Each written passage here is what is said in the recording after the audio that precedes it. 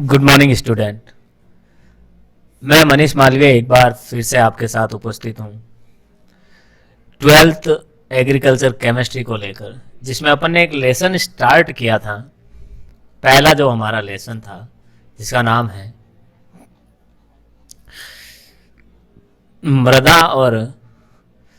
मृदा खनिज चट्टानों का आपसे मृदा निर्माण आदि के बारे में।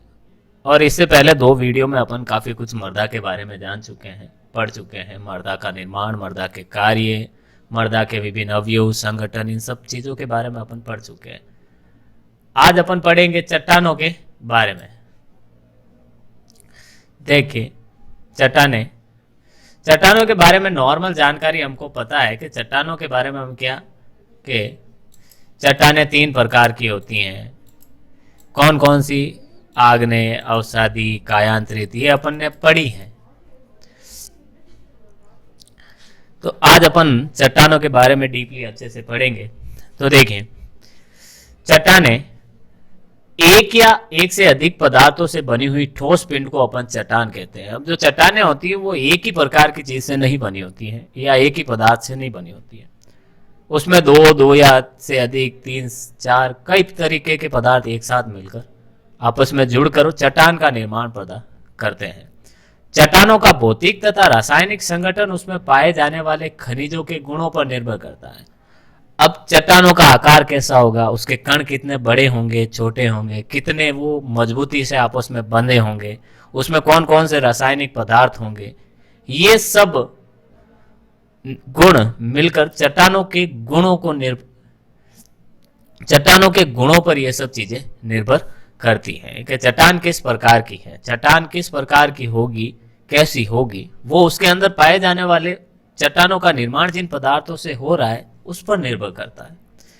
एक खनिज से बनी चट्टान का उदाहरण लाइमस्टोन है, जो कैल्साइट खनिज से बनी होती है। जैसे एक खनिज से बनी चट्टान का उदाहरण हमारे यहां पर दे रखा है, कौन सा कि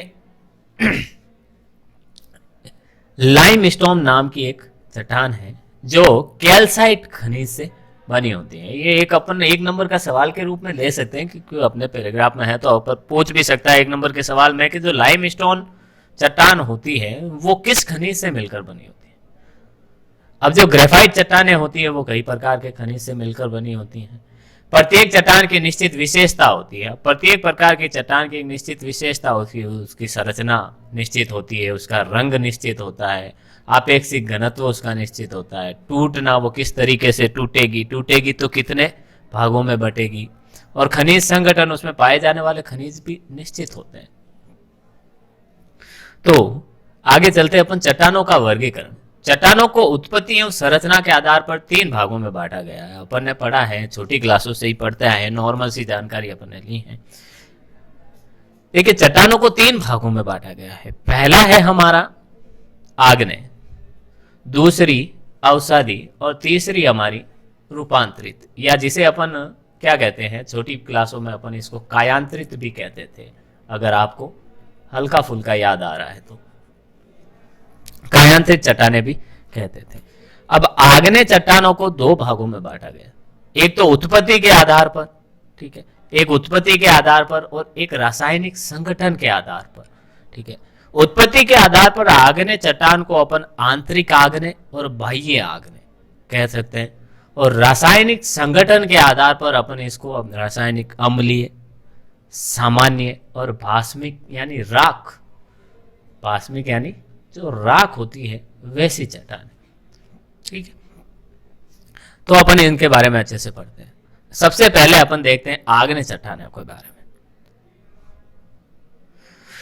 आग्नेय चट्टानें देखिए, ताप के कारण पिघले हुए लार्वा के पृथ्वी की सतह या सतह के अंदर ठोस रूप में एकत्रित होने से बनी चट्टान को अपन आग्नेय चट्टान कहते हैं। ये आग्नेय चट्टान की परिभाषा है। क्या कहती है परिभाषा के अनुसार कि ताप के कारण पिघले हुए हैं। पृथ्वी के अंदर जो ताप होता है, ठीक है, वो बहुत ही ज्यादा होता है। उसके कारण पृथ्वी के अंदर जो सभी प्रकार की धातुएं होती हैं वो पिघल जाती है, और पिघलकर इतने ताप के अंदर होती है कि वो एक लावा, जो ज्वालामुखी से जो लावा निकलती है उसका रूप ले लेती है। अब वो जब लावा पृथ्वी की सतह या सतह के अंदर ठोस रूप में एकत्रित हो जाता है, यानी फिर वो धीरे धीरे थोड़ा ठंडा होकर जम जाता है, ठोस बन जाता है, तो उससे जो चट्टान बनती है उसे अपन आग्नेय चट्टान कहते हैं। ये चट्टानें सबसे पुरानी और अन्य चट्टानों की जन्मदात्री मानी जाती है। ठीक है, यहां से 1 नंबर का क्वेश्चन अगर उठा ले, पूछ ले अपन को कि भाई जो सभी चट्टानों की जन्मदात्री, जननी या माता किसे कहा जाता है, ये भी अपन कह सकते हैं। ठीक है, तो किसे कहा जाता है? आग्नेय चट्टानों को कहा जाता है, क्योंकि ये सबसे पुरानी है, सबसे पुरानी चट्टानें इनको माना जाता है, इसलिए इनको प्राथमिक चट्टानें भी कहते हैं। थल मंडल पर लगभग 95% भाग इन्हीं चट्टानों का बना है। अब जो थल मंडल है, जहां पर लोग रहते हैं, जहां की सतह कठोर है, पानी नहीं है पृथ्वी पर, जहां की सतह कठोर है, उसका लगभग 95% जो भाग होता है वो सिर्फ इन्हीं चट्टानों, इन्हीं कौन सी? आग्नेय चट्टानों से ही मिलकर बना होता है। उत्पत्ति के आधार पर आग्नेय चट्टानों को 2 भागों में बांटा गया है। अब उत्पत्ति, इन चट्टानों की उत्पत्ति कहां से, आग्नेय चट्टानों की उत्पत्ति कहां से, कैसे हुई, उस आधार पर इनको 2 भागों में बांटा गया है। पहला अपना आंतरिक चट्टानें है। आंतरिक आग्नेय चट्टानों में क्या होता है देखें, ज्वालामुखी के उद्गार का लावा पृथ्वी के अंदर ही ठंडा होकर चट्टान का रूप धारण कर लेता है, तो उन्हें अपन आंतरिक आग्नेय चट्टान कहते हैं। यदि जो ज्वालामुखी के अंदर जो लावा होता है उद्गार के समय, यानी जब ज्वालामुखी फटता है, उद्गार का मतलब जो ज्वालामुखी फटता है और उसके अंदर से जो लावा निकलता है उसे ज्वालामुखी का उद्गार कहते हैं। अब उस उद्गार में जो लावा निकलता है वो ज्वालामुखी से बाहर ना आकर ज्वालामुखी के अंदर ही रह जाता है, और अंदर ही क्या कर लेता है, चट्टान का रूप ले लेता है, यानी ठंडा होकर अंदर ही जम जाता है, कठोर पदार्थ के रूप में बदल जाता है और एक चट्टान बन जाती है। तो ऐसी चट्टान को अपन आंतरिक आग्नेय चट्टान कहते हैं। यानी जो लावा था वो अंदर ही रह गया, ज्वालामुखी था, ज्वालामुखी के अंदर जो लावा था वो अंदर ही रह गया, बाहर नहीं आया, अंदर ही रहकर क्या हो गया, कठोर बन गया। तो आंतरिक आग्नेय चट्टान कहते हैं, क्योंकि अंदर रह गया। यह चट्टान धीरे धीरे ठंडी होकर क्रिस्टलीय रूप धारण कर लेती है। क्रिस्टलीय रूप का मतलब दानेदार रूप धारण कर लेती है। ठीक है, यानी यह चट्टान फिर जो लावा, पहले तो क्या होता है, पहले लावा था तो वो द्रव अवस्था में था, फिर धीरे धीरे ठंडा हुआ, थोड़ा कठोर हुआ। ठीक है, यानी जमने लगा, फिर धीरे धीरे ये आपस में कण एक दूसरे के आपस में चिपकने लगे और अच्छे से चिपक कर ज्वाइंट होकर बंद बनाकर क्या बन गए, एक दानेदार संरचना में बदल गए, क्रिस्टलीय रूप धारण कर लेते हैं।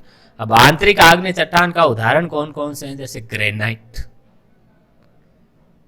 क्वार्ट्ज, डायोराइट, सिएनाइट, ये सब आंतरिक आग्नेय चट्टानों के उदाहरण हैं। फिर देखिए बाह्य आग्नेय चट्टानें। अब बाह्य आग्नेय चट्टानों में क्या होता है, ज्वालामुखी के फटने के फलस्वरूप लावा सतह के बाहर आता है एवं ठंडा होकर शीघ्र ही ठोस पिंड का रूप धारण कर लेता है। ये आंतरिक आग्नेय चट्टानें और बाह्य आग्नेय चट्टानें दोनों एक दूसरे के विपरीत है। अपन को स्मार्ट तरीके से दोनों को रटने की जरूरत नहीं है, ना दोनों को याद करने की। अपन को सिर्फ और सिर्फ एक याद कर ली, आंतरिक आग्नेय चट्टानें के क्या होता है कि भाई ज्वालामुखी का जो लावा होता है वो पृथ्वी के अंदर ही रह जाता है और अंदर ही जम जाता है, और जमने के बाद ठोस होने के बाद वो दानेदार हो जाता है, इसे अपन आंतरिक आग्नेय चट्टान। तो ये आंतरिक मतलब ज्वालामुखी अंदर रह जाता है। तो बाह्य में क्या होगा, ज्वालामुखी फटता है, लावा बाहर आता है और बाहर आके जम जाता है। ठीक है, तो इसे अपन बाह्य आग्नेय चट्टानें कहते हैं। अब ठोस रूप धारण कर लेता है, इसे बाह्य आग्नेय चट्टान कहलाती हैं। उदाहरणार्थ देखिए बेसाल्ट, रायोलाइट आदि। ठीक है, अब सवाल यह भी पूछा जा सकता है कि जो आंतरिक आग्नेय चट्टान और बाह्य आग्नेय चट्टान में अंतर क्या है। 1 नंबर का सवाल या 2 नंबर का सवाल पूछा जा सकता है। ठीक है, उदाहरण सहित अगर पूछ ले कि इनके बीच अंतर समझाइए उदाहरण सहित, तो फिर 2 नंबर का सवाल होगा कम से कम, और 1 नंबर का सिर्फ इनकी परिभाषा से अंतर पूछ ले। रासायनिक संगठन के आधार पर आग्नेय चट्टानों को 3 भागों में बांटा गया है। ठीक है, पहले तो उत्पत्ति के आधार पर देखा था। देखिए बेसिक सी चीज, अगर आपको उत्पत्ति के आधार पर पूछे तो आंतरिक और बाह्य आग्नेय चट्टान के बारे में लिखना है, और अब अगर रासायनिक संगठन, उन पदार्थों का निर्माण, आग्नेय चट्टानों के निर्माण के आधार पर कि वो कौन से पदार्थों से निर्मित हुई हैं, उन पदार्थों के आधार पर, इन रासायनिक संगठन के आधार पर आग्नेय चट्टानों को और 3 भागों में बांटा गया। पहला अम्लीय चट्टानें। इन चट्टानों में सिलिका की मात्रा कितनी होती है? 65 से 85% तक होती है। ये ध्यान रखना। यानी रासायनिक संगठन का आधार भी यहाँ क्या है? सिलिका। अब आप सोच रहे होंगे सिलिका क्या होती है? तो सिलिका अपन कहते हैं मिट्टी को ही कहते हैं, मिट्टी को ही कहते हैं, जो रेत मृदा होती है उसी को ही अपन क्या सिलिका कहते हैं। अब मेन जो चट्टान होती है वो धूल मिट्टी से बनी होती है, उसमें थोड़ी बहुत क्या होती है? पदार्थ की मात्रा होती है, खनिज की मात्रा होती है। पूरी तो खनिज से बनी नहीं हो सकती ना, मृदा भी उसके साथ होती है। अब इस अम्लीय आग्नेय चट्टान में क्या होता है? 65 से 85% तक मृदा होती है, ठीक है। और बाकी जो ये 30 से 35 के आसपास का पीछे बचा है प्रतिशत, उसमें वो जिस भी पदार्थ से मिलकर बनी होती है वो पदार्थ होता है, ठीक है। तो देखिए अब ऐसी चट्टानें कौन से हैं? ग्रेनाइट, सैंडस्टोन आदि, ये अम्लीय आग्नेय चट्टान है। अब माध्यमिक या मध्यम आग्नेय चट्टान है। इन चट्टानों में सिलिका की मात्रा 55 से 65% होती है। उदाहरण के लिए अपन एंडीसाइट, डायोराइट, सिएनाइट आदि कह सकते हैं। बाष्मिक आग्नेय चट्टान है। इन चट्टानों में सिलिका की मात्रा 45 से 55% तक पाई जाती है। ये कौन कौन सी है? बेसाल्ट, लाइमस्टोन आदि इसके उदाहरण है। तो देखिए अम्लीय आग्नेय चट्टानों में 65 से 85% तक, मध्य आग्नेय चट्टानों में एंडीसाइट 55 से 65% तक सिलिका, और बाष्मिक आग्नेय चट्टानों में 45 से 55% तक सिलिका पाई जाती है। तो ये तो थी रासायनिक संगठन के आधार पर, यानी कि सिलिका की मात्रा के आधार पर भी अपन इनडायरेक्टली कह सकते हैं। और उत्पत्ति के आधार पर आग्नेय चट्टानों को कितने भागों में? 2 भागों में, एक आंतरिक आग्नेय चट्टान और एक बाह्य आग्नेय चट्टान। अब आग्नेय चट्टानों की विशेषताओं की चर्चा करते हैं अपन। अब पहली विशेषता, सवाल पूछ ले 2 नंबर का कि विशेषताएं लिखिए, तो पहली विशेषता क्या है अपनी? तो पहली विशेषता है इन चट्टानों में परतों का अभाव होता है, अर्थात ये स्तरहीन होती है। यानी जो चट्टानें होती हैं, मान लो ये चट्टान है तो इसमें जो पदार्थ हैं वो ऐसे परत के रूप में नहीं होते कि एक परत, फिर ऊपर दूसरी परत, फिर तीसरी परत, फिर चौथी परत, 5वीं परत, ऐसा नहीं होता। परतें बिल्कुल आग्नेय चट्टानों में नहीं पाई जाती। अब दूसरी जो विशेषता है ये क्रिस्टलीय होती है, परंतु क्रिस्टलों की संख्या एवं स्वरूप अनिश्चित होता है। ये क्रिस्टलीय यानी दानेदार तो होती है, लेकिन जो दाने होते हैं उनकी संख्या कितनी होगी, ठीक है, कि प्रति इंच उनकी संख्या कितनी होगी, प्रति सेंटीमीटर उनकी संख्या कितनी होगी, कोई निश्चित नहीं है। ना ही उनका आकार निश्चित है कि भाई 4 कोने की होंगे, जो भी दाने होंगे वो 4 कोने के होंगे, 3 कोने के होंगे, गोल होंगे, कोई फिक्स नहीं, फिक्स कुछ नहीं होता। अब देखिए अगला जो इसकी विशेषता कहता है इसमें गोल कणों का अभाव होता है, यानी गोल कण तो लगभग होते ही नहीं कि कोई भी इनका जो दाना हो वो गोल होगा, नहीं, कोई भी जरूरी नहीं। परंतु अपक्षय के दौरान टूटने से गोल कण का निर्माण होता है। लेकिन जब इनका अपक्षय होता है, यानी चट्टानों का जब अपक्षय होता है, चाहे वो पानी से हो, हवा से हो, तो इनके जो कण होते हैं वो घर्षण के कारण गोल कण का निर्माण कर लेते हैं। यानी घिसने के कारण, घर्षण के कारण क्या हो जाते हैं, वो 4 कोने से गोल आकार में बदल जाते हैं। अगला देखिए, ये चट्टानें सघन, अति कठोर और संगठित होती हैं।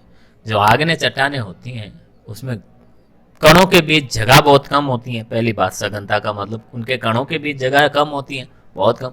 अति कठोर, बहुत ही ज्यादा कठोर होती है, और संगठित, आपस में बहुत अच्छे से जुड़ी हुई होती है, ठीक है। मुख्य आग्नेय चट्टानें देखिए। अब कुछ आग्नेय चट्टानों की विशेषताएं हैं। आग्नेय चट्टानों की विशेषताएं क्या कहती हैं, देखिए। पहला है, कुछ आग्नेय चट्टानों के बारे में अब चर्चा करेंगे अपन। पहली ग्रेनाइट चट्टान। ये चट्टानें देखिए कठोर होती हैं, बहुत कठोर, क्रिस्टलीय, दानेदार होती हैं, और दाने इसके कैसे होते हैं, मोटे दाने वाली, अम्लीय प्रकृति की होती है, यानी लगभग सिलिका की मात्रा 65 से 85 के आसपास होती है, और सपुंजित, संपूजित का मतलब अच्छे से इसके जो दाने होते हैं वो अच्छे से आपस में बंधे होते हैं, अच्छे से आपस में बंधे होते हैं। इनका रंग भी हल्का होता है, इनका रंग हल्का होता है, ठीक है। इनके दाने चमकदार होते हैं, चमकीले दाने होते हैं। ये अम्लीय प्रवृत्ति की होती है, अम्लीय प्रवृत्ति की होती है। अब ये फेल्सपार, माइका, क्वार्ट्ज, हॉर्नब्लेड, आर्थोक्लेज चट्टानों से बनती हैं। अब ये छोटे छोटे जो पदार्थ है, ये जो चट्टान ग्रेनाइट है, वो फेल्सपार से, माइका से, क्वार्ट्ज से, हॉर्नब्लेड, आर्थोक्लेज, इन पदार्थों से मिलकर बनी होती है। दूसरी है अपनी बेसाल्ट। ये चट्टानें सूक्ष्म यानी छोटे, बहुत ही बारीक, क्रिस्टलीय दानेदार गठन वाली होती है, छोटे कणों से और मिलकर बनी होती है। इनका रंग थोड़ा गहरा होता है, अधिक गहरे रंगों में गहरे हरे से लेकर काले रंग में पाई जाती है। गहरा होता है और ज्यादा से ज्यादा ये क्या हरे और काले रंग की होती है। आमतौर पर इसका रंग गहरा भूरा या काला होता है। ज्यादातर अपन ये अगर बेसाल चट्टान देखेंगे तो वो होती है या तो गहरे भूरे रंग की होगी या काले रंग की होगी। कुछ हरे, अब फिर भी अलग, दूसरे कुछ हरे, भूरे, नीले रंग में भी पाई जाती है। बेसाल्ट कठोर तथा दानेदार होती है। बेसाल्ट जो चट्टान होती है वो बहुत कठोर होती है, दानेदार होती है। ये बास्मिक प्रवृत्ति की होती है या राख की तरह होती है, राख की तरह होती है, राख की तरह होती है। औषधि या परतदार चट्टानें देखिए। आग्नेय चट्टानों के अपक्षय के फलस्वरूप प्राप्त सामग्री तल छट को एक स्थान से दूसरे स्थान पर जमा होने से जिन चट्टानों का निर्माण होता है उसे अवसादी चट्टान कहते हैं। अब अवसादी चट्टानों का निर्माण किससे होता है? आग्नेय चट्टानों से होता है। कैसे होता है कि जब आग्नेय चट्टानें क्या करती हैं, इन पर बारिश होती है तो पानी बहता है, हवा चलती है, या किसी भी कारण से इनका अपक्षय होता है। अपक्षय का मतलब होता है कि चट्टानों का बारीक चूर्ण में बदलकर रेत में बदल जाना, वो अपन कह सकते हैं अपक्षय होता है। तो ऐसे आग्नेय चट्टानों का क्या होता है कि वहां पर हवाएं चलती है बहुत तेज या बारिश हुई है बहुत तेज, तो क्या होगा, चट्टानों पर घर्षण होगा हवा से, पानी से।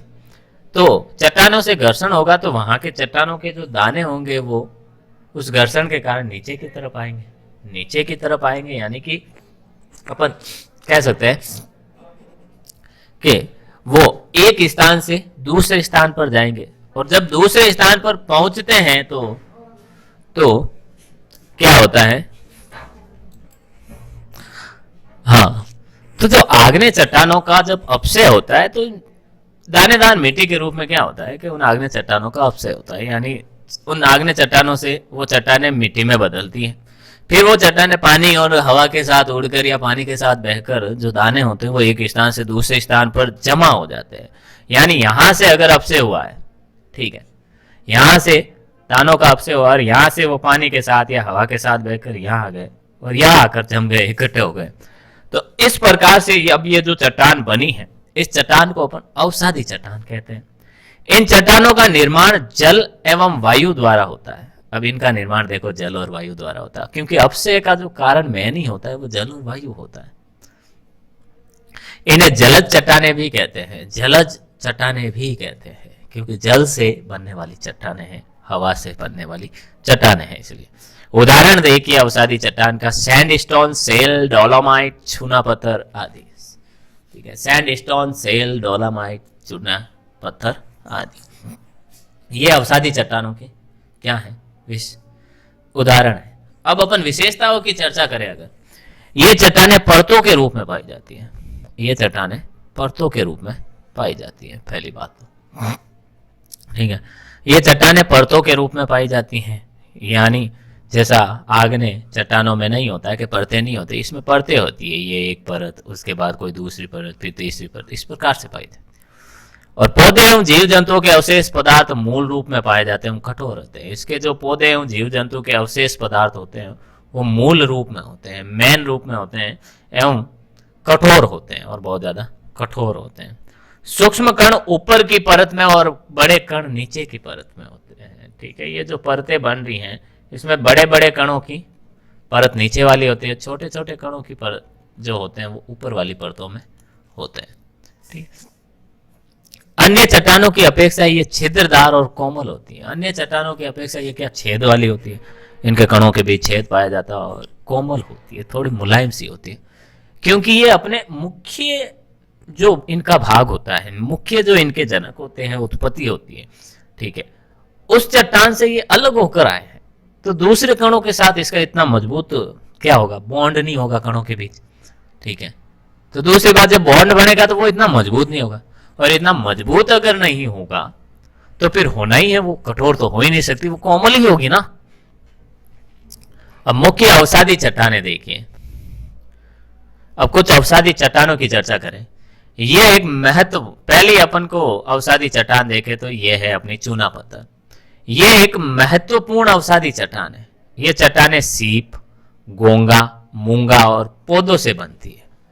अब अवसादी चट्टान है चूना पत्थर, और ये बनती किससे है, सीप, गोंगा, मूंगा और पौधों से, यानी ये पानी में पाई जाने वाली, पानी के अंदर ये सीप, गोंगा, मूंगा, ये जानवर, ये छोटे सूक्ष्म जीव पाए जाते हैं और इनसे मिलकर बनती हैं।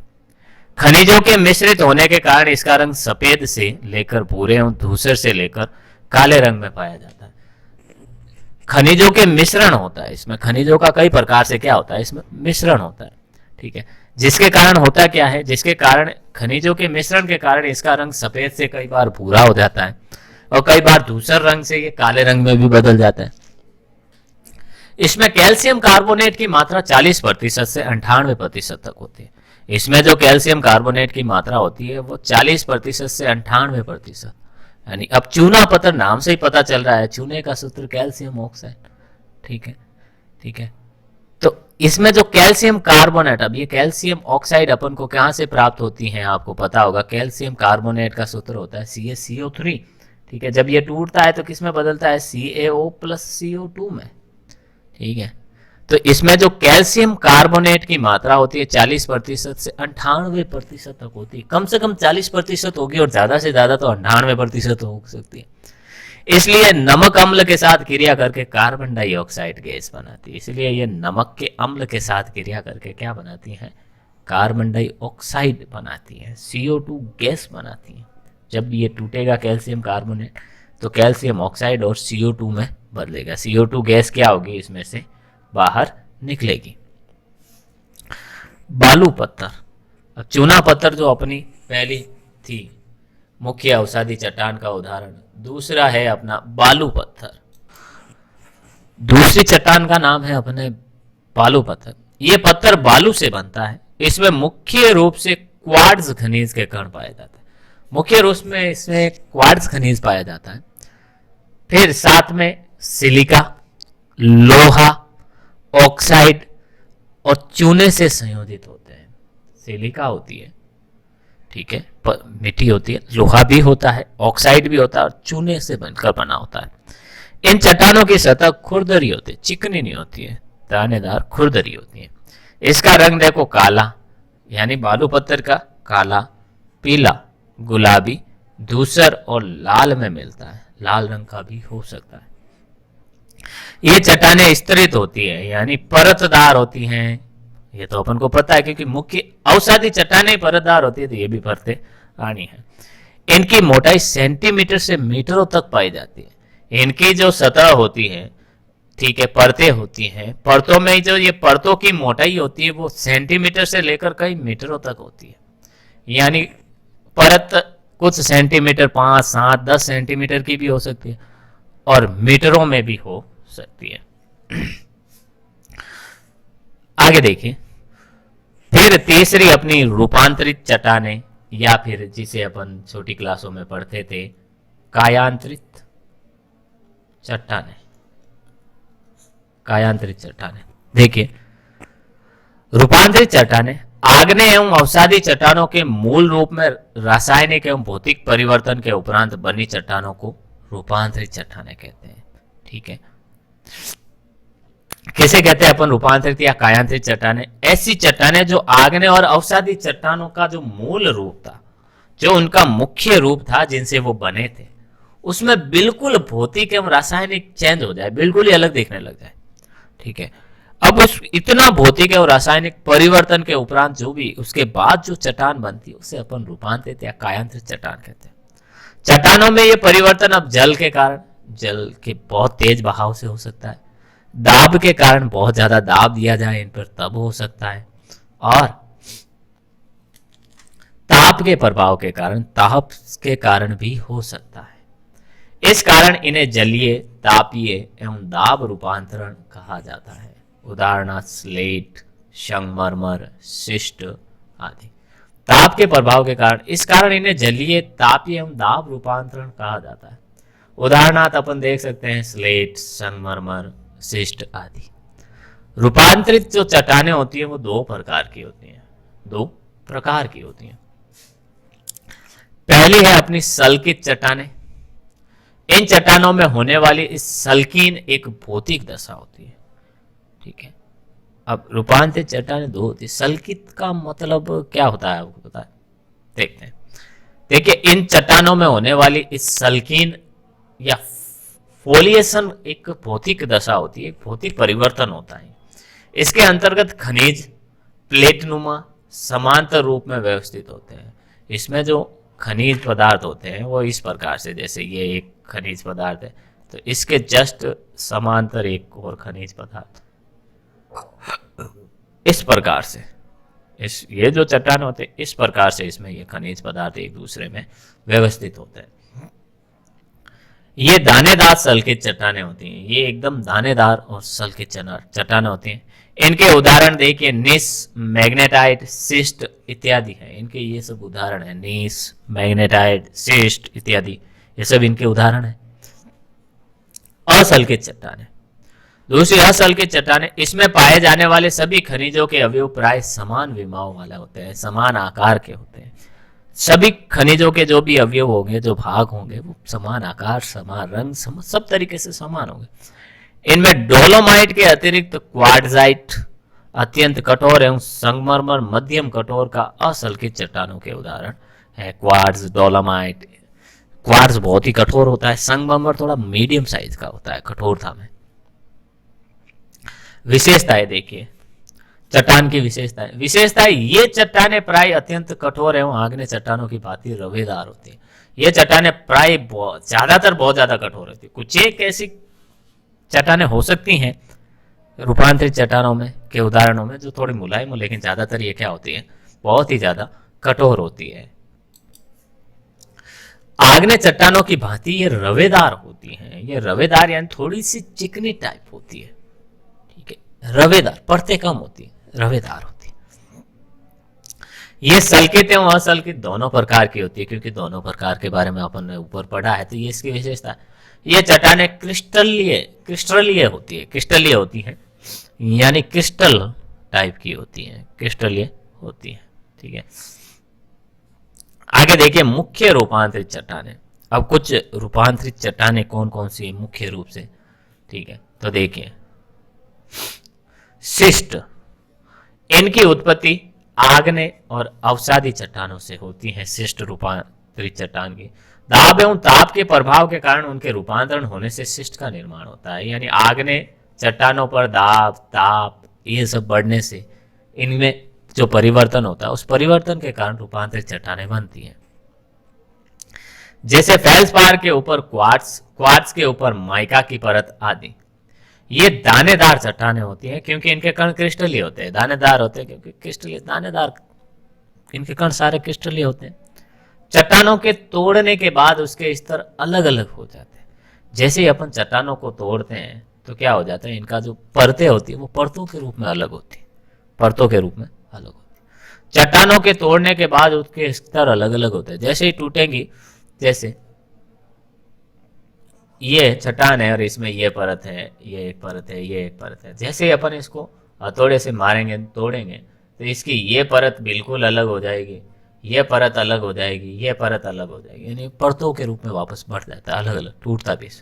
इनको पतली होने के कारण विभेदित करना बहुत कठिन होता है, पर इनकी जो परतें होती हैं वो बहुत ही ज़्यादा पतली होती है, ज़्यादा मोटी नहीं होती है, इसलिए इनकी परतों को अलग अलग करना बहुत मुश्किल हो जाता है, बहुत ही ज़्यादा कठिन है। संगमरमर की बात करें अपन, संगमरमर से आपके दिमाग में क्या आता होगा? क्योंकि हमारे जो घरों में लाते हैं टाइल्स संगमरमर की करते रहते हैं, पर एक जो अजूबा है, दुनिया के 7 अजूबों में शामिल हमारा आगरा का जो ताजमहल, वो भी किससे बना हुआ है? संगमरमर से। लेकिन कैसे संगमरमर? सफेद संगमरमर से बना हुआ है वो हमारे लिए। ठीक है, तो देखिए संगमरमर का निर्माण चूना पत्थर से होता है, चूने से होता है। ठीक है, इसका प्रमुख खनिज कैल्साइट, कैल्शियम कार्बोनेट होता है।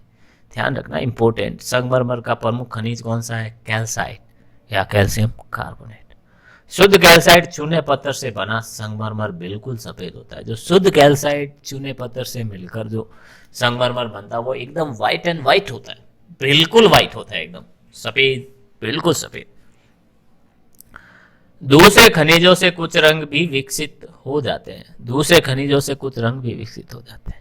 ठीक है, कैल्साइट से अगर बना है, एकदम शुद्ध कैल्साइट से, तो व्हाइट होगा ही। लेकिन दूसरा जो खनिज इसमें अगर मिलता है या थोड़ी अशुद्धि पाई जाती है दूसरे खनिजों की, तो उनको कारण इसका रंग कुछ अविकसित, कुछ रंग विकसित हो सकता है, सफेद से कुछ थोड़ा अलग कलर का। राजस्थान के नागौर जिले में मकराना और किशनगढ़ अजमेर का संगमरमर उत्तम माना जाता है। इंपॉर्टेंट डालना इसको, या कह ले अपन इसको कि अपन कह लें कि इंपॉर्टेंट है, तो अपन इसको हाइलाइटर से हाईलाइट ही कर लेते हैं अपन। ठीक है, देखिए राजस्थान के नागौर जिले में जो मकराना है तथा किशनगढ़ अजमेर का संगमरमर पूरा प्रसिद्ध है, पूरे भारत में इसको प्रसिद्ध है। कौन सा? राजस्थान के अजमेर, नागौर जिले में जो मकराना गांव है वो, और दूसरा अपना किशनगढ़ अजमेर का संगमरमर उत्तम माना जाता है। अब ये तो थी अपन ने चट्टानों के बारे में, जिसमें अपन ने क्या पढ़ा? चट्टानों के बारे में। चट्टानें 3 प्रकार की होती हैं। ठीक है, कौन सी? आग्नेय चट्टानें, अवसादी चट्टानें और रूपांतरित चट्टानें। आग्नेय चट्टानों के बारे में भी अपन ने पढ़ा। ठीक है, सबसे बहुत ज़्यादा कठोर होती हैं ये। ठीक है, 2 प्रकार की उत्पत्ति के आधार पर। कौन कौन सी? एक आंतरिक और एक बाह्य। आंतरिक चट्टानों में क्या होता है? जो लावा निकलता है वो अंदर ही रह जाता है जमीन के अंदर और जम जाता है, तो आंतरिक चट्टानों का निर्माण होता है। बाह्य चट्टानें, लावा बाहर आ जाता है और बाहर आकर कहीं जम जाता है, तो उसे अपन क्या कहते हैं? बाह्य आग्नेय चट्टानें कहते हैं। रासायनिक संगठन के आधार पर, सिलिका की मात्रा के आधार पर क्या होता है? इनको 3 भागों में, एक तो मध्यम, नहीं सॉरी, पहला अपना अम्लीय, मध्यम और भास्मिक। ठीक है, उसके बाद अपन ने पढ़ा है अवसादी चट्टानों के बारे में। अवसादी चट्टानों के बारे में, अवसादी चट्टानें क्या होती है? जो आग्नेय चट्टानों की घर्षण अवशेष से जो पदार्थ बनता है, जो चूर्ण या अपन रेत बनती है, वो दूसरे स्थान पर जाकर जम जाती है, तो जमने के बाद एक कठोर चट्टान में बदल जाती है, जिसे अपन अवसादी या परतदार चट्टान कहते हैं। ठीक है, ये सल्कित असल्कित 2 प्रकार। फिर अपन ने देखा कि रूपांतरित या कायांतरित चट्टान के बारे में। ये सल्कित और असल्कित होती है। तो इस प्रकार अपन ने आज पूरा चट्टानों के बारे में पढ़ा। थोड़ा सा आगे बढ़ते हैं, अपन मुख्य उत्पादक खनिज पदार्थ की चर्चा करते हैं। तो चट्टानों के विघटन से खनिज पदार्थों का, खनिजों का निर्माण होता है। जब चट्टानों का विघटन होता है, चट्टानें जब टूटती हैं, ठीक है, तो उससे कई सारे खनिज पदार्थों का, क्योंकि जो चट्टानें होती हैं वो खनिज पदार्थों से ही मिलकर बनी होती है। तो जब चट्टानें टूटेगी तो ऐसा तो है नहीं कि वहां से सिर्फ रेत ही रेत निकलेगी, उस रेत के साथ खनिज पदार्थ भी तो होगा। तो चट्टानों के टूटने से, विघटन से क्या होता है? खनिज पदार्थों का निर्माण होता है। खनिज पदार्थ प्रकृति में पाए जाने वाले समांग अकार्बनिक पदार्थ हैं, जिनका रासायनिक संगठन निश्चित होता है। अब खनिज पदार्थ क्या होता है? ठीक है, ये खनिज पदार्थों को भी अपन हाईलाइट कर लेते हैं, क्योंकि अपनी बुक में अपन को कई बार ये चीज देखने को मिलेगी। ठीक है, और पढ़ने को भी मिलेगी। तो खनिज पदार्थ प्रकृति में पाए जाने वाले समांग अकार्बनिक, समान मात्रा में पाए जाने वाले अकार्बनिक, बिना कार्बन से मिलकर बने हुए पदार्थ हैं, जिनका रासायनिक संगठन निश्चित होता है। ये ध्यान रखना, ये इनके जो जिस भी रासायनिक पदार्थ से मिलकर ये बने होते हैं वो निश्चित होता है, हमेशा वो निश्चित होता है। ठीक है, प्राय इनकी निश्चित आकृति होती है या रूप भी होता है। इनका आकृति भी निश्चित होती है, इनका रूप भी निश्चित होता है। खनिज पदार्थ 2 या 2 से अधिक तत्वों के रासायनिक योग से बनते हैं। जो भी खनिज पदार्थ होते हैं वो 2 या 2 से अधिक पदार्थों के तत्वों के रासायनिक योग से बनते हैं। निश्चित संगठन के ऐसे रासायनिक यौगिक जो दो या दो से अधिक तत्वों से मिलकर बनते हैं उन्हें अपन खनिज कहते हैं। देखिए खनिज की परिभाषा हमारे साथ में आई है। तो निश्चित संगठन के ऐसे रासायनिक यौगिक जो दो या दो से अधिक तत्वों से कम दो होने चाहिए, ठीक है, दो से ज्यादा भी हो सकते हैं, दो या दो से अधिक तत्वों से मिलकर बनते हैं उन्हें अपन खनिज कहते हैं, वो खनिज कहलाते हैं। ठीक है, इस प्रकार प्रत्येक खनिज एक रासायनिक यौगिक होता है। इस प्रकार से जो प्रत्येक खनिज होता है वो एक रासायनिक यौगिक होता है, क्योंकि वो दो या दो से अधिक पदार्थों से मिलकर बन रहा है भाई, दो या दो से अधिक यौगिकों से मिलकर बनता है वो भाई। अब दो या दो से अधिक यौगिक कब आपस में मिलेंगे? जब उनमें रासायनिक अभिक्रिया होगी आपस में। अब जब रासायनिक अभिक्रिया होगी तो वो रासायनिक यौगिक ही तो हुए, तभी तो उनके बीच रासायनिक प्रक्रिया हुई है ना। तो इस प्रकार प्रत्येक खनिज एक रासायनिक यौगिक होता है। अब खनिज पदार्थों के कुछ गुणों की चर्चा करें अपन, तो देखिए खनिज पदार्थों के कुछ गुण। देखिए खनिज पदार्थों के विभिन्न रंग होते हैं। अब अलग अलग प्रकार का जो रासायनिक पदार्थ के रूप में होता है खनिज, तो उनका रंग भी अलग अलग होता है। कुछ नीले खनिज हरे कलर के होंगे, कुछ पीले कलर के होंगे। खनिजों में विभिन्न प्रकार की चमक पाई जाती है। जो भी विभिन्न प्रकार के खनिज होते हैं उनमें अलग अलग प्रकार की चमक होती है। जैसे सोना है तो उसकी अलग चमक है, कॉपर तांबे की अलग चमक है, आदि में एक निश्चित धात्विक चमक, धातु जैसी चमक होती है। इसी प्रकार कांच, डायमंड आदि में अधात्विक चमक होती है। अधातु होते हैं लेकिन इनमें अधात्विक चमक होती है। ये कांच डायमंड क्या होते हैं? सोने की तरह नहीं चमक सकते हैं। ठीक है, खनिज पदार्थों का अपना अलग अलग विशेष आकार होता है जिसे रवा कहते हैं। बहुत ही इंपॉर्टेंट, ये जो बीच में परिभाषाएं आती है ना, ये बहुत इंपॉर्टेंट होती है और इनसे कई बार सवाल पूछा जाता है। अब अपन ने एक चीज पढ़ी थी कि भाई ये आग्नेय चट्टानें होती है, सॉरी अवसादी चट्टानें होती है, सॉरी जो रूपांतरित चट्टानें होती है या अवसादी जो चट्टानें होती है वो बहुत रवेदार होती है। रवा क्या होता है भाई? तो रवा क्या होता है वो अपन आप अभी देखते हैं। देखिए खनिज पदार्थों का अपना अलग अलग विशेष आकार होता है। सब खनिज पदार्थों का अलग अलग आकार होता है, उसे अपन रवा कहते हैं। ये घनाकार हो सकता है, कोई खनिज पदार्थ का आकार घन के आकार का चार कोणीय हो सकता है, ट्राइमेट्रिक हो सकता है, मोनोक्लिनिक हो सकता है, ट्राई इक्लिनिक हो सकता है, षट भुजाकार छह भुजा के आकार का भी हो सकता है। खनिज पदार्थ बहुत कठोर होते हैं, जैसे हीरा। जो खनिज पदार्थ होते हैं वो बहुत ही ज्यादा कठोर होते हैं। जैसे कुछ खनिज पदार्थ ऐसे होते हैं जो बहुत ज्यादा कठोर, जैसे हीरा। बोलते हैं दुनिया का सबसे मजबूत या कठोर पदार्थ कौन सा है, तो वो अपना हीरा ही है। ठीक है, कुछ खनिज पूर्ण पारदर्शी होते हैं। आज कुछ ऐसे खनिज होते हैं जिनके बिल्कुल आर पार देख सकते हैं। कुछ अल्प पारदर्शी होते हैं, यानी जिनके आर पार अपन देख तो सकते हैं लेकिन साफ नहीं दिखाया जैसा देख। और कुछ अपारदर्शी होते हैं जिनके अपन देख ही नहीं सकते। पारदर्शी जिनके आर पार देख सकते हैं। अल्प पारदर्शी या इसे अपन कहते हैं, छोटी क्लास में अपन ने पढ़ा होगा, पारभासी शब्द। ठीक है, और अपन ने एक प्रयोग भी किया होगा छोटी क्लास में कि अपन कागज के ऊपर तेल गिरा दें अच्छे से, फिर उसको थोड़ी देर रख दें, फिर उसके आर पार देखते हैं तो अपन को दिखता तो है पर धुंधला दिखाई देता है, तो वो पारभासी हो जाता है। यानी दिखाई तो दे आर पार लेकिन साफ ना दिखाई दे, पारभासी हो गया। कुछ अपारदर्शी भी होते हैं, कुछ ऐसे पदार्थ जिनके अपन आर पार नहीं देख सकते। ठीक है, अब छठा है, कुछ खनिज अधिक भारी होते हैं, कुछ बहुत ही ज्यादा वजन में होते हैं। ठीक है, उनकी कम मात्रा भी काफी वजन की होती है। अब कुछ जैसे एक समान आकार के दो ये खनिज पदार्थ हैं, अलग अलग आकार के। ठीक है, ठीक है।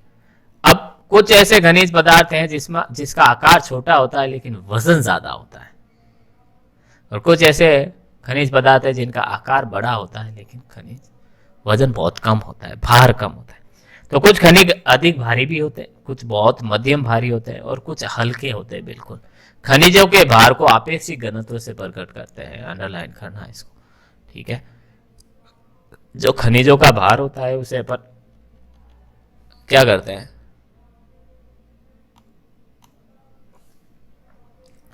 आपेक्षिक घनत्व से दर्शाते हैं। ठीक है, किससे दर्शाते हैं अपन खनिजों के भार को? अपेक्षिक घनत्व से दर्शाते हैं, बताते हैं किसी का कौन कितना भारी होगा, वो अपन अपेक्षिक घनत्व से दर्शाते हैं, समझे? तो देखिए, तो ये थी हमारे खनिज और चट्टानों पर कुछ क्लास आज की। उम्मीद करता हूं जो भी अपन ने आज पढ़ा है वो आपको समझ में आया होगा और आपके लिए यूजफुल होगा आने वाली एग्जाम के लिए। All the best for your exam. और घर में रहिए, सेफ रहिए, सुरक्षित रहिए, ऑनलाइन स्टडी कीजिए अपनी, कंटिन्यू हमारे साथ बने रहिए अनवीरा ऑनलाइन स्कूल क्लासेस, ठीक है? तो आने वाली क्लास में अपन खनिजों का वर्गीकरण पढ़ेंगे, चट्टानों का अपक्षय किस प्रकार होता है, किन कारणों से होता है, वो भी देखेंगे अपन, सब चीज़ें देखेंगे। उम्मीद करता हूँ जो भी अपन ने आज पढ़ा है वो आपको समझ में आया होगा और ये भी उम्मीद करता हूँ कि आने वाली क्लास में अगले दिन उसके बाद आप मेरे साथ कंटिन्यू जुड़े रहेंगे और अपनी स्टडी को जारी रखेंगे, ठीक है? और घर में रहिए, सेफ रहिए, सुरक्षित रहिए, अपना और अपनों का ख्याल रखिए। मिलते हैं अगली क्लास में, तब तक के लिए all the best, thank you.